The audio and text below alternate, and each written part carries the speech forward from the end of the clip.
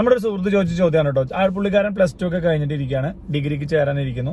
അപ്പോൾ പുള്ളിക്ക് ഇംഗ്ലീഷ് നന്നായി സംസാരിക്കണം എന്ന് ആഗ്രഹമുണ്ട്, ഇംഗ്ലീഷ് പഠിക്കണം എന്ന് ആഗ്രഹമുണ്ട്. പക്ഷേ ഇംഗ്ലീഷ് കാര്യമായിട്ട് അറിയില്ല എന്നാണ് പുള്ളി പറയുന്നത്. അപ്പോൾ പുള്ളി ചോദിക്കുന്നത് എങ്ങനെ പഠിച്ചു തുടങ്ങാൻ ചേട്ടാ? ഇംഗ്ലീഷ് പഠിക്കാനുള്ള എളുപ്പ വഴി എന്നൊക്കെ നമ്മൾ യൂട്യൂബിൽ സെർച്ച് ചെയ്ത് കഴിഞ്ഞാൽ കുറേ മെത്തേഡുകൾ കാണിക്കും. പക്ഷെ ഇതിനകത്തൊന്നും ആരും കാണിച്ചിട്ടുണ്ടാവില്ല എങ്ങനെ തുടങ്ങണം. അല്ല, ഒരു സ്റ്റാർട്ടിംഗ് പോയിന്റ് കിട്ടണ്ടേ? എങ്ങനെ നമ്മളെ ഇടയിൽ നിന്ന് എവിടെയെങ്കിലും ചാടി കയറിയിട്ട് തുടങ്ങാൻ പറ്റുമല്ലോ. അപ്പൊ എങ്ങനെ തുടങ്ങണം എന്ന് പറഞ്ഞു കഴിഞ്ഞാൽ നിങ്ങളുടെ ഒരു റിക്വയർമെന്റ് അല്ലെങ്കിൽ നിങ്ങളുടെ ഒരു സിറ്റുവേഷൻ, നിങ്ങളുടെ ഒരു ലെവൽ അനുസരിച്ചിരിക്കും നിങ്ങൾ എങ്ങനെ തുടങ്ങണം എന്നുള്ളത്. ഇപ്പൊ വളരെ ബേസിക് ആയിട്ട് പറയുകയാണെന്നുണ്ടെങ്കിൽ, തീരെ അറിയാത്ത ആളുകളാണ്, ഇംഗ്ലീഷ് തീരെ അറിയാത്ത ആളുകളാണെന്നുണ്ടെങ്കിൽ നിങ്ങൾ ചെയ്യേണ്ടതെന്ന് പറഞ്ഞു കഴിഞ്ഞാൽ ആദ്യമേ തന്നെ നിങ്ങൾ ചെയ്യേണ്ട ഒരു കാര്യം വൊക്കാബുലറി പഠിക്കാനാണ്.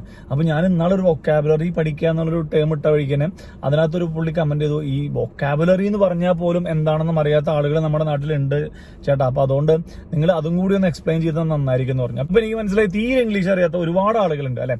അപ്പോൾ ഈ ഇംഗ്ലീഷ് എന്ന് പറയുന്ന ഒരു ഭാഷ പഠിച്ചതുകൊണ്ട് ഇന്ന് ഒരുപാട് ജോലി സാധ്യതകൾ അല്ലെങ്കിൽ ജീവിതത്തിൽ ഉയർച്ചയ്ക്ക് കിട്ടുന്നതിനുള്ള അല്ലെങ്കിൽ ജീവിത നിലവാരം കുറച്ച് ഉയരുന്നതിനൊക്കെയുള്ള ഒരുപാട് സാഹചര്യങ്ങൾ ഇന്നത്തെ സമൂഹത്തിലുണ്ട്.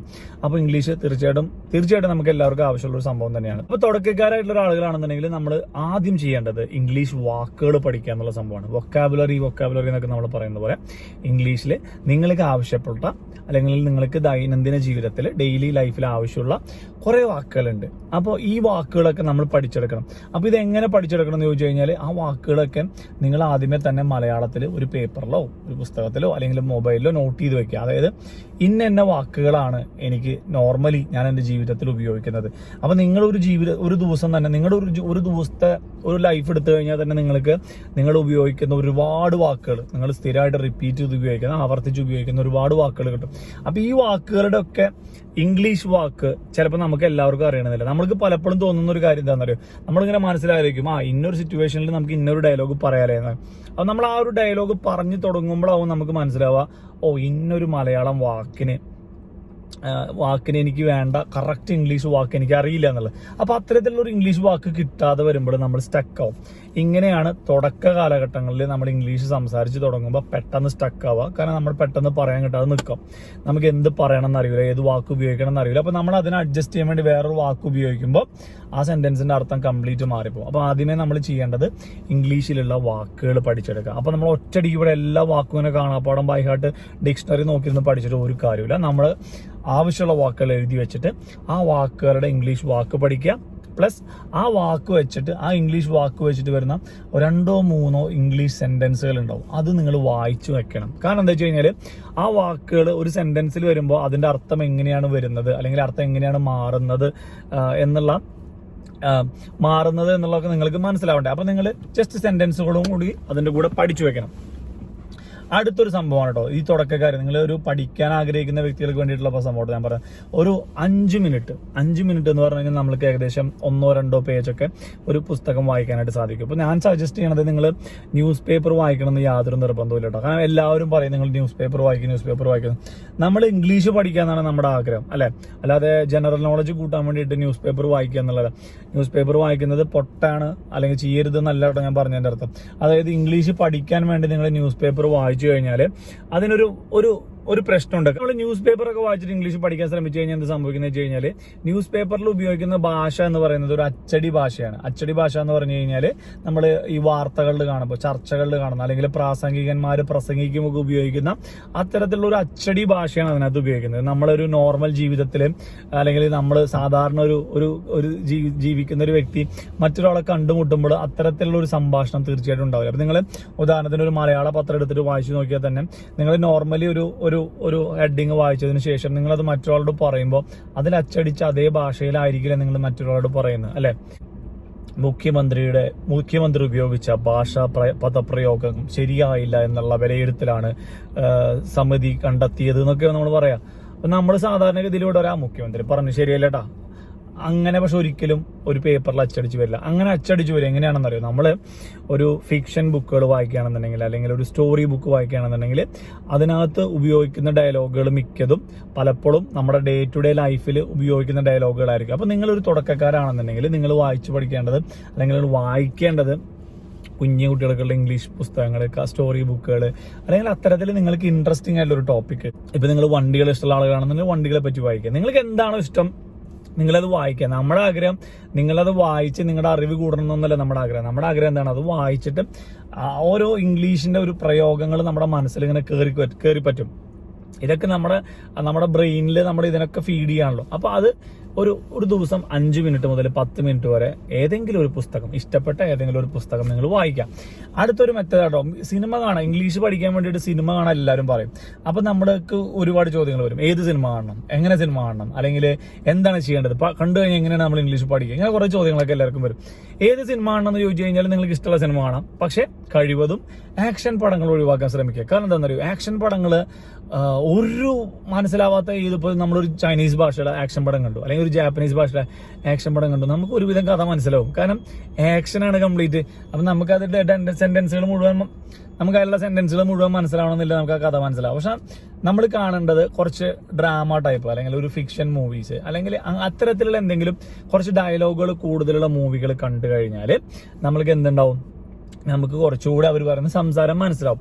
അപ്പൊ നമ്മൾ ആദ്യം സബ് ടൈറ്റിൽ ഇല്ലാതെ കാണണം എന്നാണ് പൊതുവെ പറയാം. പക്ഷെ നമ്മളൊരു തുടക്കക്കാരൻ നിലയിൽ സബ് ടൈറ്റിലോട് കൂടി തന്നെ കണ്ടാൽ മതി. അപ്പൊ നിങ്ങൾക്ക് ആ ഒരു സിറ്റുവേഷനിൽ അവർ പറയുന്ന കാര്യങ്ങൾ നിങ്ങൾക്ക് സിനിമ എൻജോയ് ചെയ്യാൻ പറ്റിയില്ലെങ്കിലും നിങ്ങൾക്ക് അത് വായിച്ച് നിങ്ങൾക്ക് അത് മനസ്സിലാക്കാനായിട്ട് സാധിക്കും. അടുത്തൊരു പോയിന്റ് കേട്ടോ, ഇനി നിങ്ങളുടെ ലിസണിങ് സ്കിൽ ഇമ്പ്രൂവ് ആക്കണം എന്നുണ്ടെങ്കിൽ, നിങ്ങൾക്ക് അവർ പറയണത് കേട്ടിട്ട് ഒന്നും മനസ്സിലാവുന്നില്ല, ചേട്ടാ ഇംഗ്ലീഷ് സിനിമ വെച്ച് 5 മിനിറ്റ് ഞാൻ കേട്ടു എനിക്കൊന്നും മനസ്സിലായില്ല എന്നുണ്ടെങ്കിൽ നിങ്ങൾ ചെയ്യേണ്ട ഇത്ര മാത്രമേ ഉള്ളൂ. ഏതെങ്കിലും ഒരു 5 മിനിറ്റുള്ള ഒരു പാർട്ട്, ഇംഗ്ലീഷ് സിനിമയുടെ പാർട്ട്, അല്ലെങ്കിൽ നിങ്ങൾ ഇപ്പോൾ യൂട്യൂബിലോ എവിടെയോ പ്ലേ ആവുന്നുണ്ടെങ്കിൽ ആ ഒരു സിനിമയുടെ പാർട്ട് നിങ്ങൾ എന്ത് ചെയ്യണം, ഒരു 2 മിനിറ്റിന്റെ 3 മിനിറ്റോ ദൈർഘ്യമുള്ള ഒരു പാർട്ട് എടുത്തിട്ട് നിങ്ങൾ ഹെഡ്ഫോൺ വെച്ചിട്ട് ഒരു പേപ്പറും പാനും എടുത്തിട്ട് ആ ഭാഗം നിങ്ങൾ പ്ലേ ചെയ്യാം. ഒരു സെന്റൻസ് അവർ പറഞ്ഞു കഴിയുമ്പോൾ നിങ്ങൾ പോസ്റ്റ് ചെയ്യുന്നു, നിങ്ങൾ കേട്ട സെന്റൻസ് നിങ്ങൾ എഴുതി വെക്കാം, രണ്ടാമതും പ്ലേ ചെയ്യുക, അടുത്ത സെന്റൻസ് എഴുതി വെക്കുക. അങ്ങനെ ഒരു 10-15 ഡയലോഗുകൾ ഉള്ള ഒരു വീഡിയോ എടുത്തിട്ട് നിങ്ങൾ അത് കേട്ടത് മുഴുവൻ നിങ്ങൾ എഴുതി വെക്കുന്നു. അതിനുശേഷം നിങ്ങൾ ചെയ്യേണ്ടത്, നിങ്ങൾ ആ വീഡിയോന്റെ സബ് ടൈറ്റിൽ ഓൺ ആക്കുക. നിങ്ങൾ എന്നിട്ട് വീണ്ടും ആ വീഡിയോ പ്ലേ ചെയ്യുക. വീഡിയോ പ്ലേ ചെയ്യുമ്പോൾ സബ് ടൈറ്റിൽ കാണുന്ന ഡയലോഗും നിങ്ങൾ എഴുതി വെച്ച ഡയലോഗും ഒന്നാണോ എന്ന് ശ്രദ്ധിക്കുക. ഭൂരിഭാഗം നമ്മുടെ തുടക്കക്കാർക്കും ആ എഴുതി വെച്ചതും നമ്മൾ സബ് ടൈറ്റിൽ കാണിക്കുന്നതും നമ്മൾ യാതൊരു ബന്ധമില്ലാത്ത മാച്ച് ആവാത്ത സെന്റൻസുകളാവും വരുന്നുണ്ടാവും. അപ്പൊ നമ്മൾ എന്ത് ചെയ്യണം, നമ്മൾ കേട്ടതാണ് നമ്മൾ എഴുതിയത്, അല്ലെ, നമ്മൾ മിസ്റ്റേക്ക് ഒന്നല്ല എഴുതിയത്, നമ്മൾ കേട്ടു, നമ്മൾ എഴുതി. പക്ഷെ നമ്മൾ കേൾക്കുന്നതല്ല ശരിക്കും അവർ പറയുന്നത്. അതാണ് അതിന്റെ അർത്ഥം. നമ്മൾ തെറ്റ് വന്നു എന്നുള്ളതിന്റെ അർത്ഥം നമ്മൾ കേട്ടതും അവർ പറഞ്ഞതും രണ്ടും രണ്ടാണ്. അപ്പൊ നമ്മളത് ആ ഡയലോഗ് ഒന്നുകൂടി പ്ലേ ചെയ്ത് കഴിഞ്ഞാൽ അവരെന്താണ് പറയുന്നതെന്നും സബ് ടൈറ്റിൽ എന്താണ് എഴുതി കാണിക്കുന്നതെന്നും വായിച്ചു കഴിഞ്ഞാൽ ആ ഒരു വാക്കിനെ അവർ പ്രൊണൗൺസ് ചെയ്യുന്നത് അങ്ങനെയാണ് എന്നുള്ളത് നമുക്ക് മനസ്സിലാക്കാനായിട്ട് സാധിക്കും. മനസ്സിലായില്ലേ? അപ്പൊ നമ്മുടെ ലിസണിങ് സ്കില്ല് അങ്ങനെ കൂടാനായിട്ട് സാധ്യതയുണ്ട്. അപ്പോൾ ഈ ഒരു മെത്തേഡിനെ മൂവി മാജിക് മെത്തേഡ് എന്ന് പറയുന്നത് ഞാൻ മുന്നൊരു വീഡിയോ ചെയ്തിട്ടുണ്ട്. വെറുതെ ഷിജു തോമസ് മൂവി മാജിക് എന്നൊക്കെ അടിച്ചു കഴിഞ്ഞാൽ ചിലപ്പോൾ വരും. അറിയാത്തവരുവാണെങ്കിൽ ഫുൾ വീഡിയോ കണ്ടു നോക്കിക്കും. അപ്പം നമ്മൾ എന്തൊക്കെ ചെയ്യണം? ആദ്യം നമ്മൾ ഇംഗ്ലീഷ് വാക്കുകൾ പഠിക്കണം. അതിനുശേഷം ആ വാക്കുകൾ വെച്ചുള്ള 3-4 സെന്റൻസുകൾ, എക്സാമ്പിളുകൾ നമ്മൾ വായിച്ചു വയ്ക്കണം. അതിനുശേഷം ഡെയിലി ഒരു 5 മിനിറ്റ് നമ്മൾ ഇംഗ്ലീഷ് പുസ്തകങ്ങൾ വായിക്കണം. എന്ത് പുസ്തകങ്ങൾ വായിക്കണം? മാഗസിനുകളോ സ്റ്റോറി ബുക്കോ വായിക്കണം. ന്യൂസ് പേപ്പറുകൾ വായിക്കണം എന്നില്ല. ഒരു 10 മിനിറ്റോ 15 മിനിറ്റോ ഡെയിലി ഇംഗ്ലീഷ് വീഡിയോസ് കേൾക്കണം, അല്ലെങ്കിൽ ഇംഗ്ലീഷ് വീഡിയോസ് കാണണം. ന്യൂസ് ചാനൽ കേൾക്കണം എന്ന് യാതൊരു നിർബന്ധമില്ല. തീർച്ചയായിട്ടും വീണ്ടും ന്യൂസ് ചാനലുകൾ പറയുന്ന ഭാഷ നമ്മൾ ഡെയിലി ലൈഫിൽ ഉപയോഗിക്കുന്ന ഒരു ഭാഷ അല്ലാത്തത് കൊണ്ട്, അപ്പൊ അതുകൊണ്ട് ഏതെങ്കിലും വ്ളോഗുകൾ കാണാം, അല്ല ആരെങ്കിലും എന്തെങ്കിലും കോമൺ ആയിട്ട് സംസാരിക്കുന്നത് കാണാം. ഇപ്പൊ ഞാൻ തന്നെ ചെയ്ത കുറെ വീഡിയോകളുണ്ട്, അത് വേണമെങ്കിൽ നിങ്ങൾക്ക് കണ്ടുനോക്കാം, കുഴപ്പമില്ല. നമ്മളൊരു തുടക്കക്കാരെന്ന നിലയിൽ നമുക്ക് ഇംഗ്ലീഷ് പഠിക്കുക എന്നുള്ളതിന് ബേസിക് ആയിട്ട് കുറച്ച് കാര്യങ്ങൾ പഠിച്ചെടുക്കുകയും വേണം. പിന്നെ ലാസ്റ്റത്തെ ഒരു സംഭവമാണ്, നമ്മൾ ഇതൊക്കെ പറഞ്ഞു നോക്കണം, അല്ലെ. നമ്മൾ ആരോട് പറയും എന്നുള്ള സംഭവമുണ്ട്. നമ്മൾ ആരോട് പറയുന്നു പറഞ്ഞാൽ നമുക്ക് ആരും പറയാനില്ലാത്തതുകൊണ്ട് നമ്മൾ ഒറ്റയ്ക്ക് തന്നെ പറഞ്ഞു പഠിക്കണം, അല്ലെ.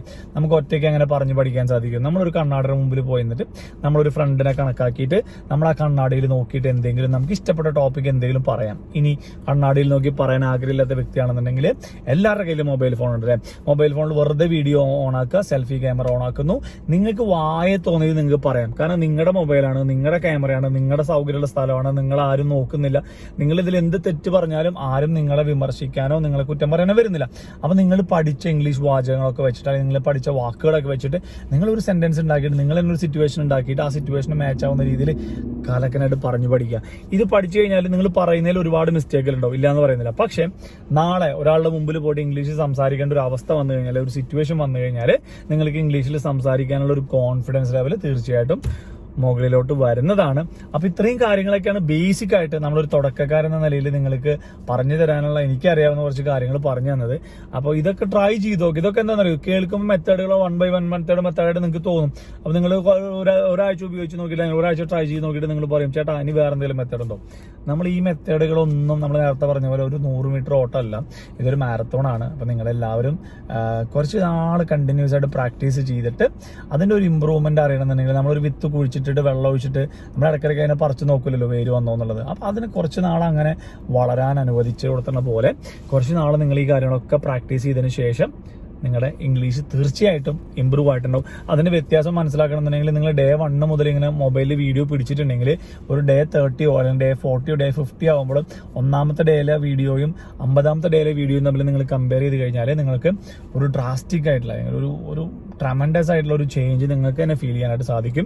അപ്പോൾ അത് കണ്ടു നോക്കുക, ട്രൈ ചെയ്ത് നോക്കിയിട്ട് നിങ്ങൾക്ക് അങ്ങനെ എന്തെങ്കിലും പോസിറ്റീവായിട്ട് ഫീഡ്ബാക്ക് കിട്ടിയെന്ന് തോന്നുന്ന ആളുകളാണെന്നുണ്ടെങ്കിൽ തിരിച്ചു വന്നിട്ട് ഈ വീഡിയോയിൽ കമന്റ് ചെയ്യുക. അപ്പോൾ അടുത്ത വീഡിയോയിൽ കാണുന്നവരിക്കും. This is Shiju Thomas signing off. Take care. Bye by.